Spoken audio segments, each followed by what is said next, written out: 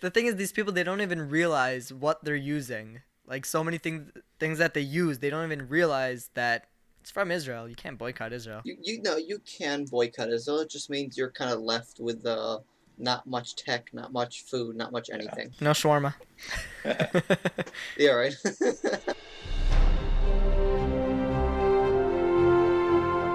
Welcome back, everybody, to another episode of Within Zionism. Here with Ozzy Fine and Moshe Schwartzberg. Today we have a special guest, COO of the Israeli Lacrosse League, David Lasday. How are you, David? Great to be here. Thank you for joining us. So let's start off by telling us a little bit about yourself. It's always fun to talk about yourself. I've been with Israel Lacrosse now for about 8 years.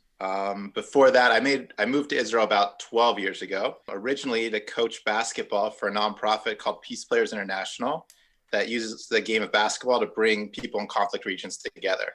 So here it was Arab and Jews. It also works in Northern Ireland with Protestants and Catholics, and South Africa and Cyprus.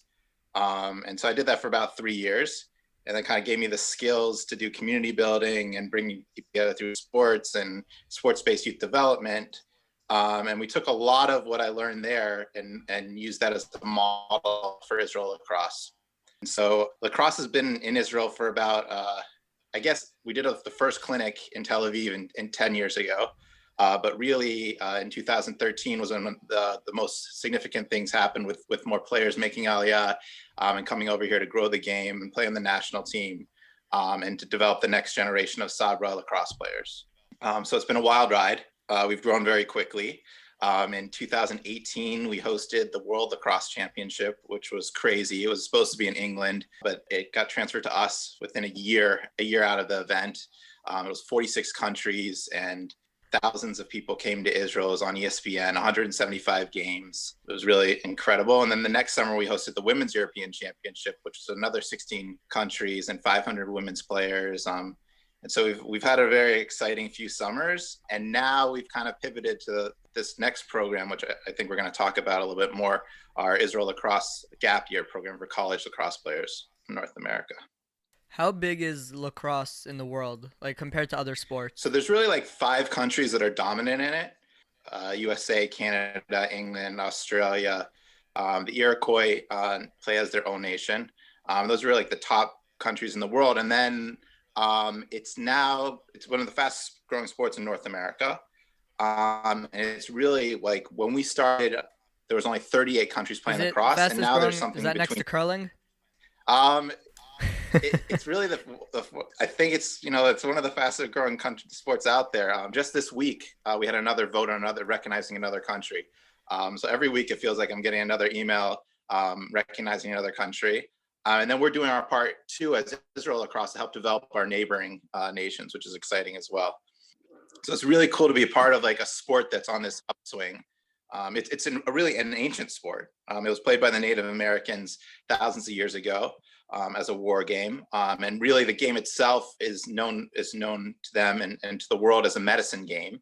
And they created it.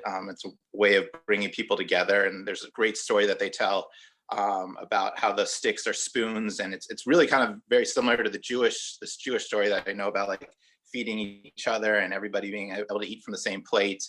So it's really got an amazing history, but then like it's a really exciting time to be part of it because it's growing so quickly with eyes on the 2028 Olympics in Los Angeles.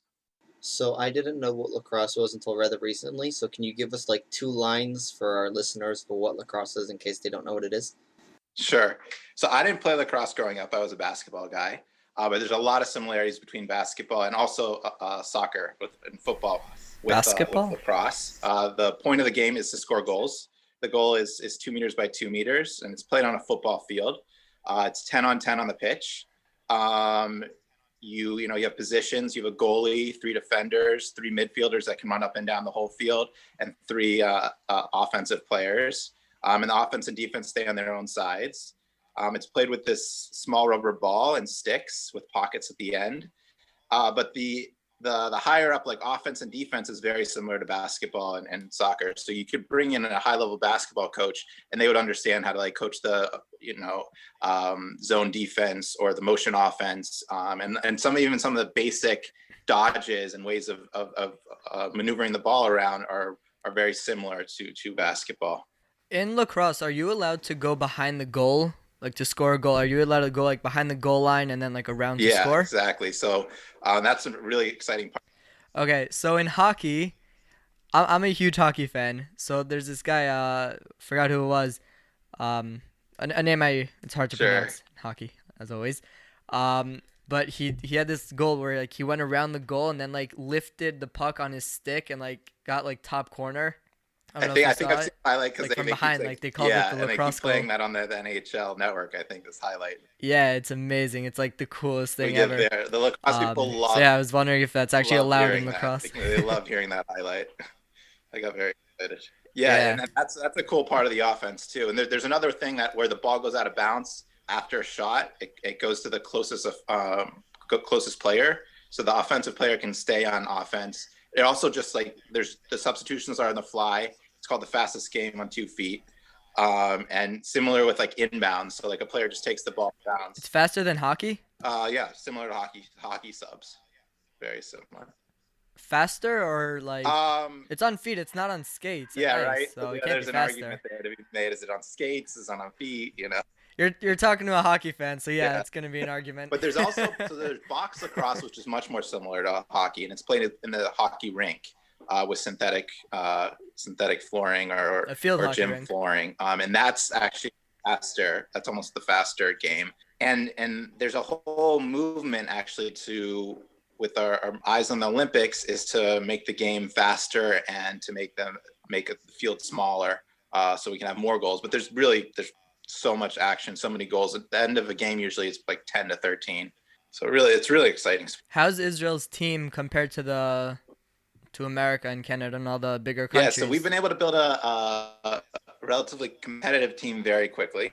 We with the guys that have made Aliyah here, and then the guys that they've coached up very quickly, because our Sabra have gotten the best coaching in the world with all these guys that have committed to come here and make Aliyah. We're 7th in the world. Our women are 6th in the world. And then both of our women and our men's national teams are 2nd in Europe. Wow. 7th out of how many? Or 6th out of how many? So now it's upwards of between 60 and 70 countries playing lacrosse. Oh, so that's really good. Yeah. That's really impressive. cool. Have you made Aliyah? You sound like 12 years ago. Yeah. Right, okay. So it took me a little right. while. So it took me a little while to make Aliyah. I originally moved here in my early 20s. And then From where? From Washington, D.C. I went to University of Maryland, but really grew up in the Midwest, all over the Midwest. And then I didn't make Aliyah for a time because I was coaching in places in the West Bank that you couldn't be in as an Israeli for Peace Players International. And then like afterwards, I was still not sure if I was living on the bridge between both countries, and I really didn't make Aliyah until I got married, right before I got married in 2015. So you got married and then immediately made Aliyah? Or no, I made Aliyah and then I immediately got married. Oh, okay. Yeah. That's a fun story. Very cool. All right, tell us about this Peace Players International. It's not what you do anymore, but you have background in it. I looked it up. Yeah. It looks really cool. I love It's the an idea of amazing it. program. It gave us a foundation of how we operate from top to bottom with Israel Lacrosse, just how our program directors go into a community and create community using sport. Because sport, becomes the language. So when you bring people together that don't necessarily speak the same languages, and or even fear of one another, sport helps overcome that. It's Plato says, this is a quote I use all the time, but he says you can learn more about someone in an hour of play than a year of conversation. And I totally find that to be true. I mean, even when I just go outside and pick up basketball in the park, I'm going to make friends quicker playing together, like in a game like that would. Yeah.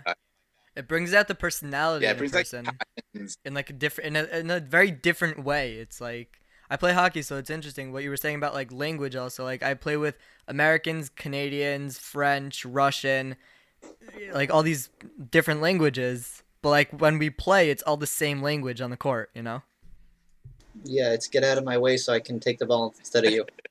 Yeah, I think it even works like when you're playing against each other. Obviously, with Peace Players, we created mixed teams. But it's amazing power of sport to connect and to create an amazing narrative, and really just then there's all the normal things you get out of playing a sport, all the leadership skills and the communication skills and the goal setting and all the different life skills. So it was win-wins all around the board there. And it really excited a lot of people too, which is, I think, exciting and inspired people to see like this is something that that can bring people together, and there's a ground for us to coexist. I don't think a lot of people understand like how inspiring sports can be. Like you could really take it and like learn a lot from it. Like people just look at sports as like, all right, so you're bouncing a ball, you shoot it into a hoop, you have fun, you exercise, it's a workout, it's this, it's that. People don't understand how, like it could really be something like just really inspiring. It's all the narratives that come from it. Every game is a different narrative. Every practice is a different narrative. Really exciting stories. Yeah. So what would you say you got out of coaching the Peace Players International? Really, I mean, on like a personal level. For one, as a Jewish American making Aliyah, like I'd been to Israel a bunch of times on teen tours. My parents led trips and all kinds of things. And there were places I had never been to. And I actually myself had a fear of like Arabs. So like going into these neighborhoods in East Jerusalem and in the West Bank, and that the sport allowed me to see people as people itself. And really, like a kid is a player and a coach, and like be able to connect on that level was huge for me personally. And then it was just all the skills that I gained from it, just being able to build relationships and maintain them and utilize that to create connections between other people. So really it was insanely impactful. And then the people I worked with during that time are some of my best friends to today, which is great. That's amazing. That's really cool. Okay, let's just get right into it. How would you define Zionism? Zionism is this love of... Wait, hold on. I love when we do that. I love just putting people on the spot. We used to ask like in the beginning of the episode, but now it's just like, bam, mid-episode, define Zionism. And we got all these crazy answers. Yeah, is it a loaded question? It's an easy question to answer, a hard question to answer? It's a personal question. I think today I feel like, I think actually on what day you asked me, it might be a different feeling, because whether I link it to my experience at the post office just now, or if I link it to when I was growing up and like learning Hebrew songs and I did Gan in Jerusalem. So I've had different loves and experiences of Israel. I think it's this love of Israel, but it includes Jewish peoplehood. I think that's very important. And I think a lot of people understand that, but they wouldn't say that off the bat for Zionism. But it's just incredible here, like, even being here 12 years and just how a local Israeli maybe wasn't here that much longer than me, just as how welcoming they are to the country. So I think it's a love of Israel, it's a love of the Jewish people, and it's a love of community. Nice. If you were going to mention the post office, then I'm assuming it's not as good of a side of Zionism. No, so I was thinking that, Moshe, hold on, I was thinking that, and it could work both ways, and I'm curious what the story is. Because I've been to the post office, and then there's like those crazy Israelis, and yeah, at first my mind did go to probably some crazy story, probably not the best story. We probably don't want to hear it, but you know what? There's times where I go to the post office, and there's amazing people there, and you could like we've said, like only in Israel, in a good way. Yeah, so I'm curious. This Rabbi Israel thing it's I think it's all your how you wake up in the morning too, how you deal with it then. But if you have Wait, so what is the story? Actually, it wasn't the post office wasn't the hard part. The banking, I was trying to do banking calls while at the post office, and the bank I was just being switched from person to person, and they're more than the customers, they were a little bit more hostile than you would expect for customer service, as you guys probably know. And so they were just pushing me from person to person. Yeah, I have to go to the post office in an hour. Yeah. Wait. And so like I got a little Israeli at the post office, which I define as, I missed my number in line and I kind of like skipped somebody else. So I was able to I used that as in my favor. But and what was the reaction of the person they were who skipped? they were actually pretty. I was able to do it a little quietly enough that they weren't. It wasn't a natural. Yeah, they didn't notice. What you expect, kind of. Nice. Okay. Wow. Yeah.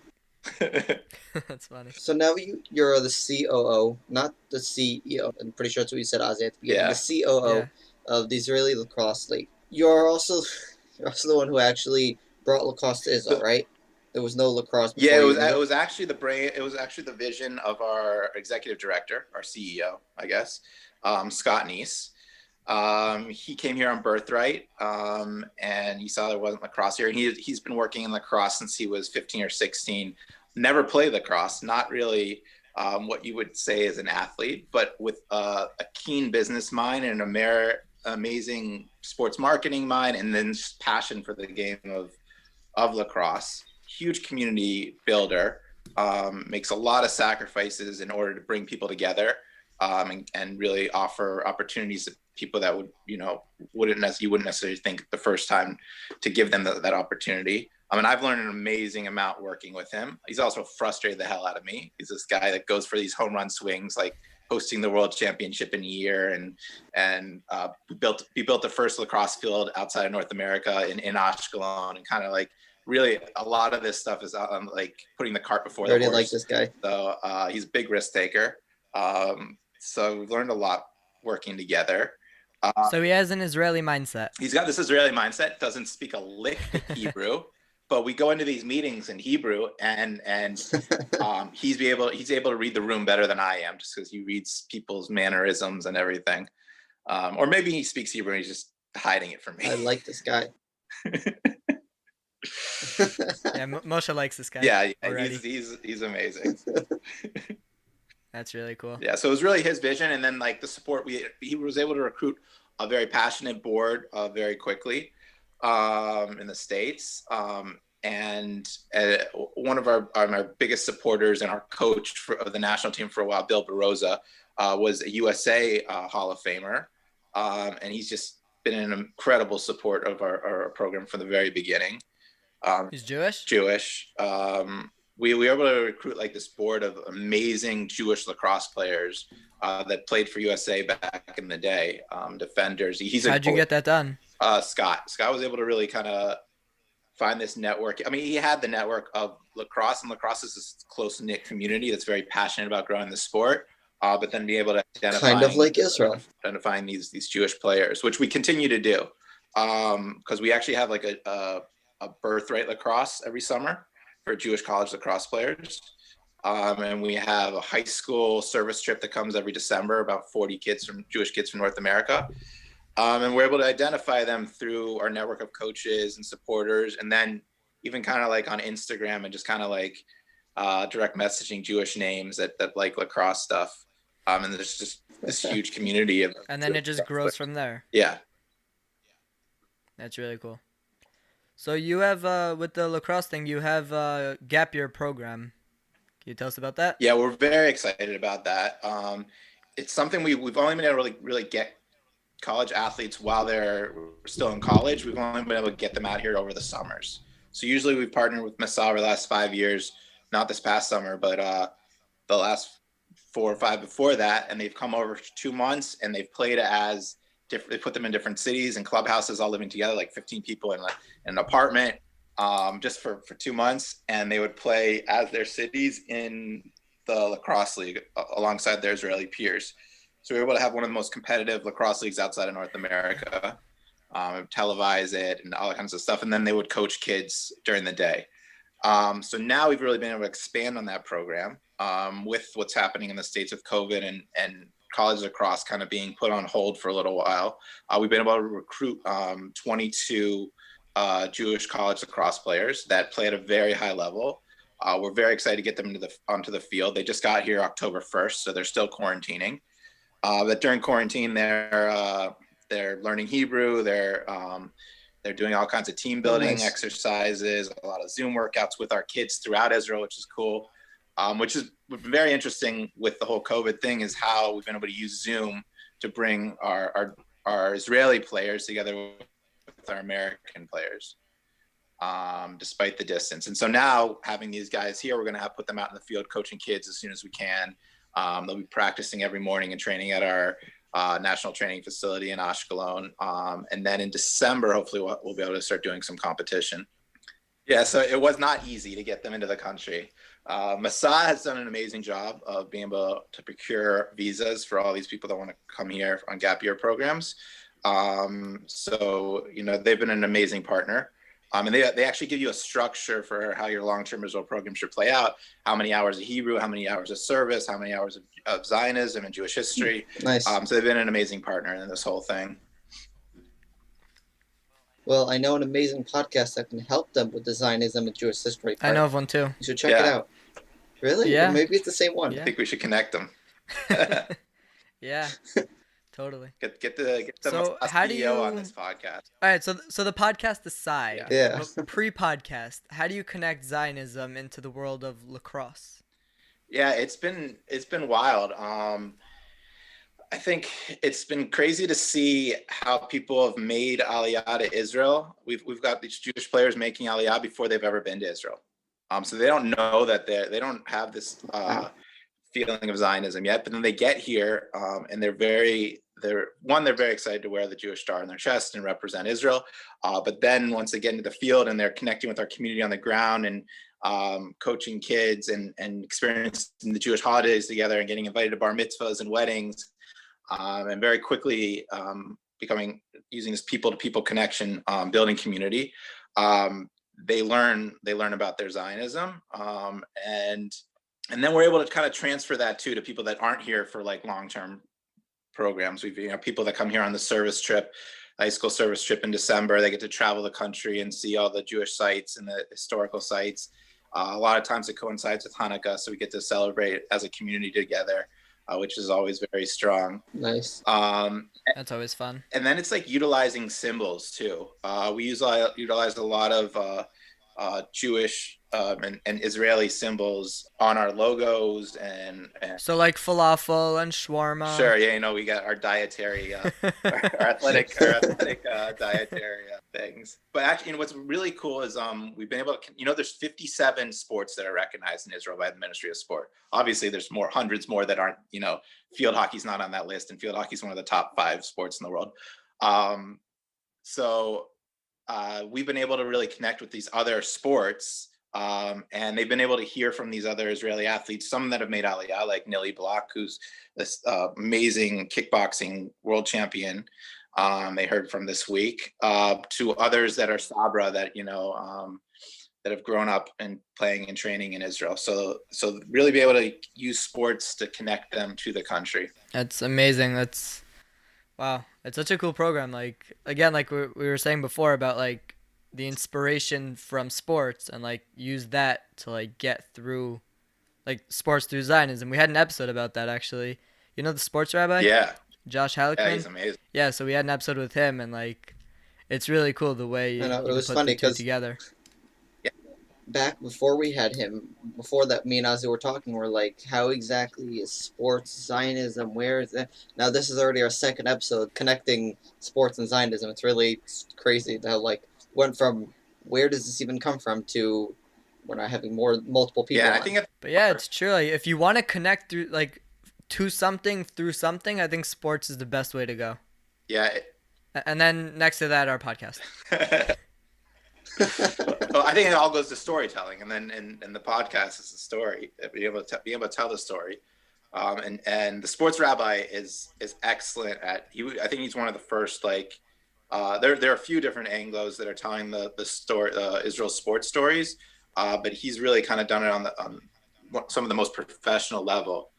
Whether it be his articles in the J Post to he's got professional programming for people that come here. And visit Israel and want to experience sports, and he serves as that bridge, which really didn't exist, 10 years ago or 15 years ago. There was all these Israeli sports happening. Everybody, people knew about Tal Brody, you knew about basketball, but you weren't connecting to there's amazing different athletes and a lot of amazing Israeli athletes. We have a lot more champions than anyone really, but really there's a lot of Israeli champions in a lot of different sports. And Israel's a young country, it's only growing. So in the future, there could be so many more. Yeah. And really with all Israel pride. There's with all the with all our successes, there's a lot of room for improvement. You know, we struggle with having places to play. There's not a lot of places to play. So the Ministry of Sport is investing in that. They're just invested a big amount of money into redoing the Wingate Institute, which is our national sports center. Oh, that's cool. And building a ton of new fields in Israel. So there's a lot more places, more courts, more fields, more gyms for people to play and practice. Israel's also small, so That's it's cool. like hard to find. It's also a lot of hills, so like finding like flat, fields and outdoor areas. It's hard. Yeah, land I think it'd be cool to build like some kind of center that's just like field on field on field and just build up. Which kind of Like a bunk bed of fields. Yeah, a bunk bed of fields. We're all about bunk beds with Israel Lacrosse. That's a very futuristic idea. Yeah. Well, Ozzy, did you hear in Beit Shemesh they just started building a baseball field or multiple? Yeah. So I had a meeting a while back with the deputy mayor. I was trying to get a hockey rink built in Beit Shemesh. I was going for not ice hockey, just like a roller rink. Yeah. I figured ice hockey's Yeah, too ice much. hockey in Beit Shemesh. That won't But yeah, work. he loved the idea. Like we had this whole thing. We spoke for a while.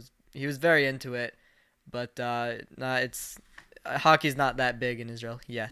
Not yet. I think hockey could do Give something it similar time. to what we're doing, because there's a ton of Jewish hockey players. Yeah. It really kind of the Russian influence is a little stronger than the North American influence right now in the association, but there's a lot of opportunity. It's growing. The Israeli national team just made it to the Olympics. They were supposed to play. Oh wow. Yeah. But now it's I don't know when that's gonna be. Yeah. Yeah. You mean the baseball team? Yeah. The hockey team. The hockey team is supposed to be in the Olympics? Yeah. Oh, I didn't Yeah. know that. That's amazing. Yeah. Yeah, it's really cool. Yeah. So I don't know when that's gonna be, but I think there also are there any women's hockey teams that you know of in Israel? I don't know if they go pro, but I know that there is a lot of There's some playing some games. Yeah, there's a lot of play and yeah. Yeah, because I think there's a lot of Jewish women's hockey players that can be connected to Israel through the game.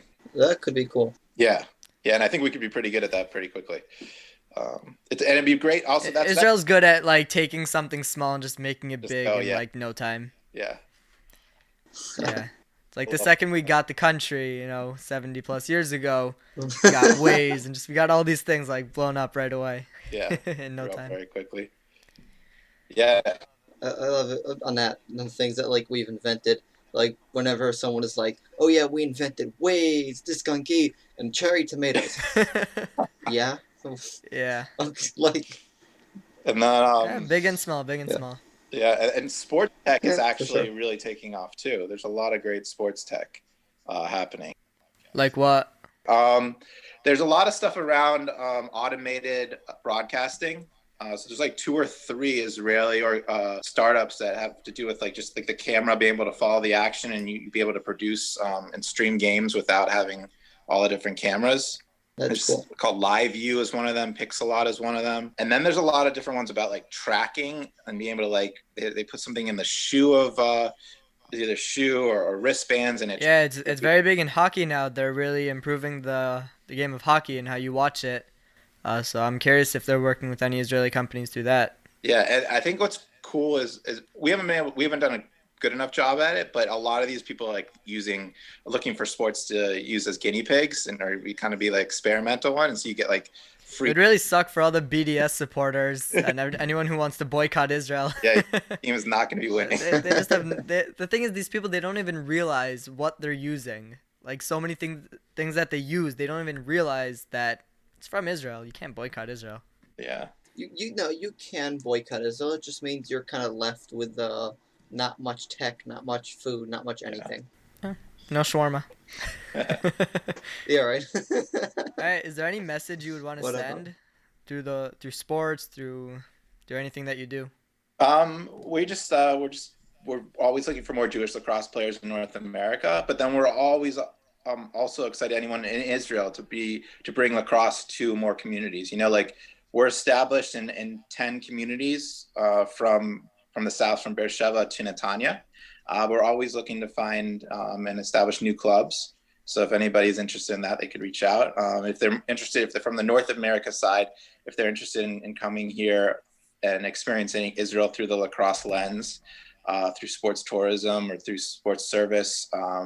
We'd love to help with that as well. Okay, fine. So that's a wrap of another thrilling episode of Within Zionism. It was great to have you on, David. It was very energetic episode. Thanks for being with us, seriously. And also thanks for our listeners for staying until the end. You can find us anywhere you listen to podcasts and on our site, as we've said before, wzionism.com. If you haven't checked it out, go check it out. You can find our sources for episodes where we have sources there. We've been having a lot of guest episodes, so there's not much there. Please subscribe to us wherever you listen to podcasts. Leave a comment, a review, give it a share. Follow us on Instagram, Facebook, Twitter. If you're a sponsor, contact us through our website. And we have a merch store, wzionism.com/store.